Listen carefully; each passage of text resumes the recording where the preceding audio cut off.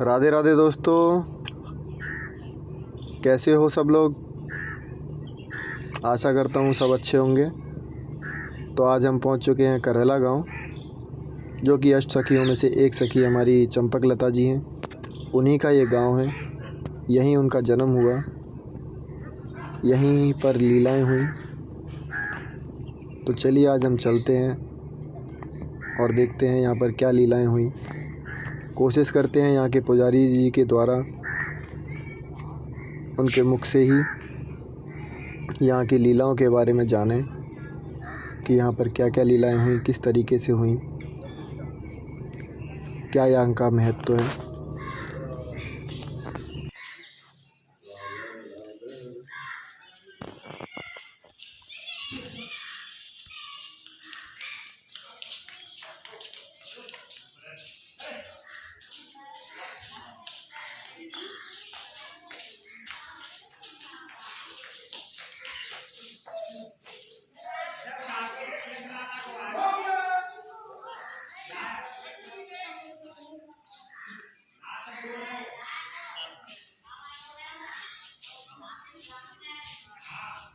यहाँ पर निम्बार्काचार्य संप्रदाय की ही सेवा चलती है। यहाँ पर चंपकलता जी और रास बिहारी जी विराजमान हैं। ठाकुर जी का नाम तो रास बिहारी भगवान अष्ट सखियों में से चौथे नंबर की सखी चंपकलता है। चंपकलता की सेवा राधा रानी के लिए रसोई बनाने की, ख्वासी जो मिठाइयाँ बनती हैं उनको बनाने में ये बहुत ही निपुण है। खांड के करुए बनते हैं, खांड के करुए भी अच्छे बनाती हैं। राधा रानी के लिए खेलने के लिए मिट्टी के खेलखिलौना भी बनाती हैं। पिया पीतम में आपस में मान हो जाता है, मान माने आपस में झगड़ा तो इनका राजीनामा भी कराती है। और चवर सेवा, ये तो रही सखी की सेवा। कितने व्यंजन बना के रखे हैं। सुखित सरिस प्रिय स्वादिष्ट भोजन, युगल रुचित अनुसार प्रयोजन, नवनूतन नित रुचिकर व्यंजन, मधुर सुगंधित खोआ चंपकलता सखी परमानंद। अति विशिष्ट उत्कृष्ट रसोई, पाक कला पारंगत होई, बर्फी पेड़ा और कलाकंद चंपकलता मन अत आनंद। ये तो नहीं चंपकलता की सेवा। आपको ये सामने जो बाबा दिख रहे हैं ना ऊपर तस्वीर में, इनका जन्म हमारी तुम्हारी तरह का नहीं है। ये राजस्थान के रहने वाले हैं, टोड़ा भीम। इनका शरीर ब्राह्मण कुल का है। इनके पिताजी का नाम है बौदेव जी। बौदेव जी की शादी की बात हो गई थी, शादी नहीं हुई, वो बाबा बन गए। उनके पिताजी ने लड़की वालों पर खबर की, भाई हमारा लड़का तो बाबा बन गया है, अपनी लड़की का रिश्ता कहीं अंथा कर दो। 1 साल के बाद में लौट के साधु वेश में साधुओं के साथ अपने गांव में आई थी। तब तक उस लड़की का कहीं रिश्ता नहीं हुआ था। फिर उनके पिताजी ने लड़की वालों पर खबर की, भाई लड़का तो आ गया है, कुछ हम समझाएंगे, कुछ आप कहना, शायद रिश्ता हो जाए। तो लड़की के परिवार वाले सब आए थे, साथ में लड़की भी आई थी। संतों के बाबाओं के सब पैर छूते, उस लड़की ने बौदेव जी के पैर छुए ना, तो उसको आशीर्वाद दे दिया कि आप पुत्रवती हो। शादी हुई नहीं, आशीर्वाद दे दिया पुत्रवती हो। वो आयशा कही, महाराज जी आप क्या बोल रहे हैं, समाज में निंद्रा नहीं होगी, कुआरी के बच्चा पैदा होगा तो बदनामी का काम होगा। बौदेव जी बोले, आपके जो बच्चा पैदा होगा वो उधर से पैदा नहीं होगा, आपकी हथेली में छाला पड़ेगा, छाले से बच्चा पैदा होगा। हथेली में छाला पड़ा, छाले से ये बाबा पैदा हुए। इन बाबाओं का घर का नाम था उद्धव। ये कृष्ण भगवान वाले उद्धव नहीं है, कलयुग की बात है ये। उद्धव भी 12 साल के हो गए तो इन्होंने भी अपना घर छोड़ दिया। वृंदावन में आके निम्बार संप्रदाय के आचार्य थे हरव्यास देवाचार्य जी, ये उनके शिष्य बन गए, बाबा बन गए। ये भगवान के भजन में मस्त रहते थे, किसी से बोलते नहीं थे। तो लोग कहने लगे ये तो बहुत घमंडी है, बोलता नहीं, तो इनका नाम पड़ गया उद्धव घमंड देव। यहाँ सुंदर स्थान देखकर, रमणीक स्थान देखकर इन्होंने ऐसी घनघोर कठिन तपस्या की कि पिया पीतम राधा कृष्ण को प्रकट कर लिया। तब भगवान ने इनको आदेश दिया कि आप गांव से ब्राह्मणों के बच्चे लो, राधा कृष्ण बनाओ, मेरी रासलीला का प्रचार प्रसार करो। सामने देखो भगवान अपना मुकुट दे रहे हैं इनके लिए, राधिका जी अपनी चंद्रिका जी दे रही हैं। इनको बच्चों के सिर पर धारण करना, धारण करते ही समझना हम ही खेल रहे हैं। बच्चों के अंदर हमारा आवेश आएगा, उनको सुतई लीलाओं का ज्ञात होता चला जाएगा। इनसे तो भगवान ने बात की। ब्राह्मणों को सपने में आदेश दिया कि एक साधु आपसे बच्चा मांगने के लिए आएगा, उससे मना मत करना, बच्चे दे देना। सुबह होते ही ये ब्राह्मणों के पास गए, उनसे बच्चे मांगे, उन्होंने दे दिए। यहाँ लाकर बच्चों का श्रृंगार किया। ठाकुर जी के दिए हुए मुकुट बच्चों के सिर पर धारण की।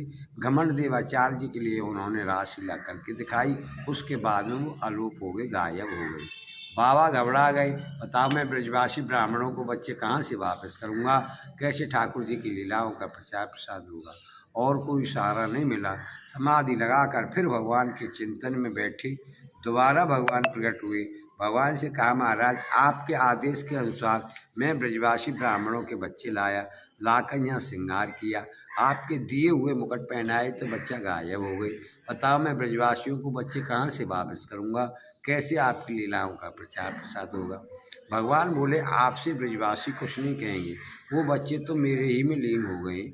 आप ऐसा करो, राधा कुंड के पास कौन ही गाँव है, वहाँ पे जाओ, वहाँ से ब्राह्मणों के बच्चे लेके आओ। घमंड देवाचार्य जी कौन ही गाँव गए, वहाँ से ब्राह्मणों के बच्चे लेके आए। फिर यहाँ पे रास हुआ जिस पे आप लोग खड़े हैं। ये ठाकुर जी का प्रथम रासलीला मंडल है।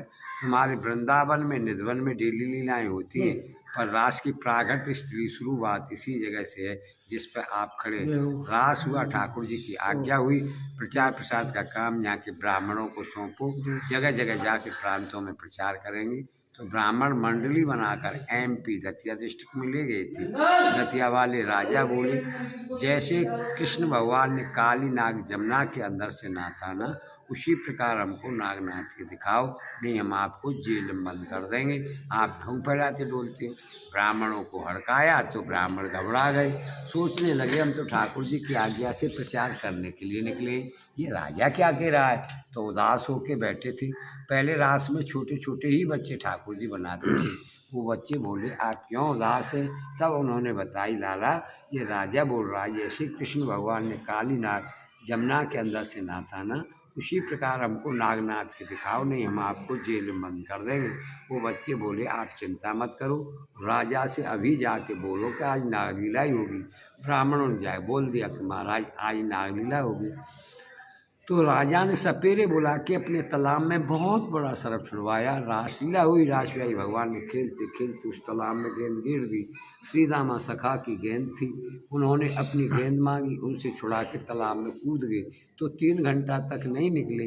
देखने वाली जनता भी रोने लगी, राजा भी रोने लगा, पश्चाताप करने लगा, अरे हट करके मैंने बड़ी गलती की, ये तो ब्रह्म हत्या, बाल हत्या, डबल हत्या हो गई। 3 घंटा के बाद में जैसे जमुना जी के अंदर से काली नाग को नाथ कर भगवान काली नाग के ऊपर जमुना जी से बाहर निकले थे ना, उसी प्रकार रास बिहारी भगवान उस सरफ को नाथ कर उसके ऊपर तालाब के पानी से बाहर निकले। तो राजा ने खुश होकर अपने जैसे महल थे यहाँ पे महल बनवाए और रास बिहारी भगवान के लिए 5.25 किलो का सोने का मुकुट बनवा के भेंट में दिया। वो मुकुट अब भी है, मथुरा लॉकर में जमा है। राधाष्टमी के बाद में ये पूर्णिमा आती है ना, जिससे पितरपक्ष चालू होते हैं, उस पूर्णिमा को आता है प्रशासन के साथ, उसे पहनकर ही महारासलीला होती है। बोलो रास बिहारी भगवान की जय, चंपक लता सखी की जय, हमारी भक्त मंडली की जय। जय जय श्री राधे श्याम।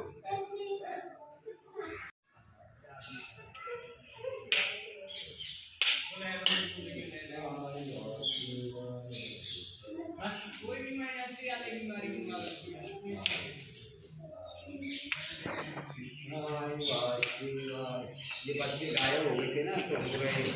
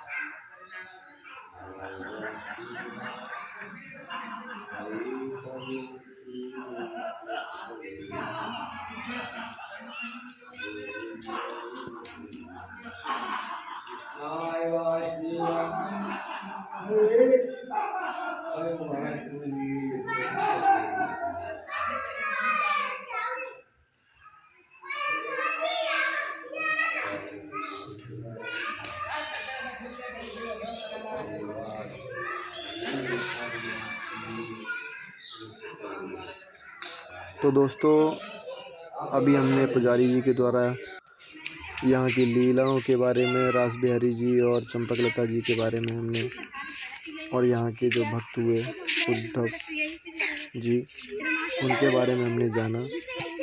और अब हम चल रहे हैं जहाँ पर कृष्ण भगवान की पहली लीला जहाँ हुई थी।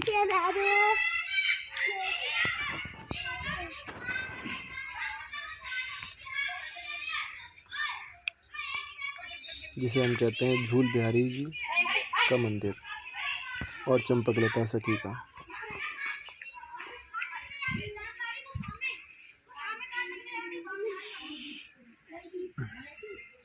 यही वो जगह है जहाँ पर झूला झूलने की जो लीला हुई थी। राधे राधे। और यहाँ पर हमारे ब्रजवासी बालक खेल रहे हैं। कुछ बच्चे कंचे भी खेल रहे थे अभी।